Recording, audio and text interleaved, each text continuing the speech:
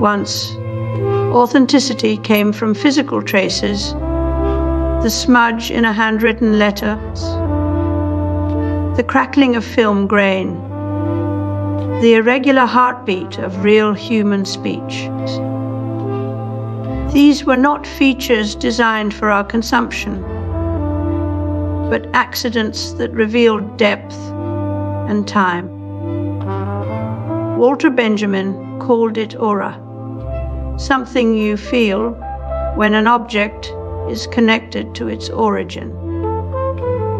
But now, AI injects these same signs of humanity into digital artifacts, like a counterfeit brand stamping its logo onto bootlegs.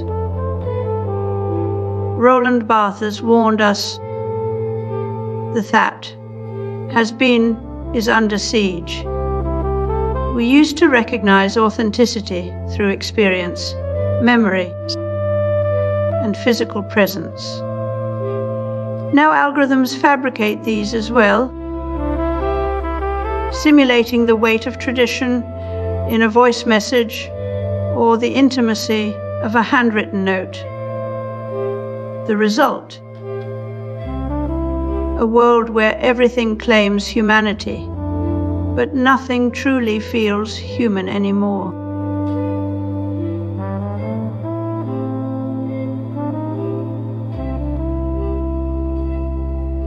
The earliest computers were not machines at all, but ideas, mechanical ingenuity, and mathematical foresight that laid the groundwork for silicon-based computation. In the age of deepfakes and algorithmically curated emotions, authenticity is no longer something people embody. It's something that's engineered for us. What was once a cultural value has been reduced to a set of parameters: tone of voice, emotional cadence, grammatical irregularity. The illusion of being real is now more important than the reality itself. The earliest signs of algorithmic spoofing weren't aesthetic, they were functional.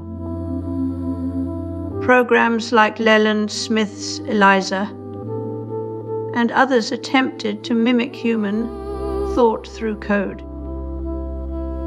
These rudimentary simulations laid the groundwork for today's AI, which imitates not just language, but the very quirks that make humans seem more real: hesitations, slang shifts, even emotional faux pas.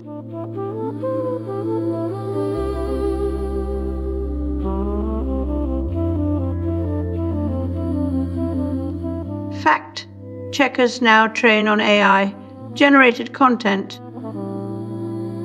looking for imperfections too subtle for most eyes to catch: a flicker in lighting, a delay between thought and speech, the way hands move or don't. The deeper problem isn't the lie itself, but our growing dependence on tools to tell us whether we can trust anything at all. If authenticity was once about being present, it is now a forensic puzzle, not what happened, but how closely something approximates realness according to an algorithm's checklist. Wrote about the shift from typographic to television truth, where legitimacy became a performance. Today we're past that. We now live in an era of this. Looks like it has been. Authenticity is no longer inherent in the object, but in our ability to detect its fakeness. We've traded trust for vigilance. If Postman feared that the newscaster's face told us more than the facts, today we fear that nothing tells us anything at all.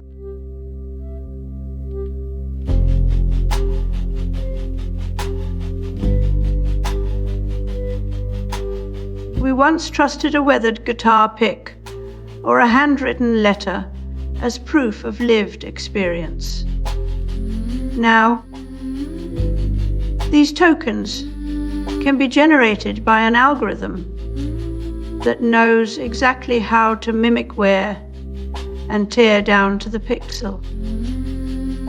Authenticity no longer means has been. It means looks like it has been. The machine doesn't just replicate truth. It fabricates its appearance so convincingly we forget they were ever different things. Soon, sincerity may be something you toggle in your profile like a filter. Feeling real today prompts an app with sliders for warmth, conviction, and vulnerability. What was once earned through years of human interaction is now optimized as a product, customizable, exportable, transferable between accounts. Authenticity becomes less about what we are than how we appear to others, and even then only when it suits us.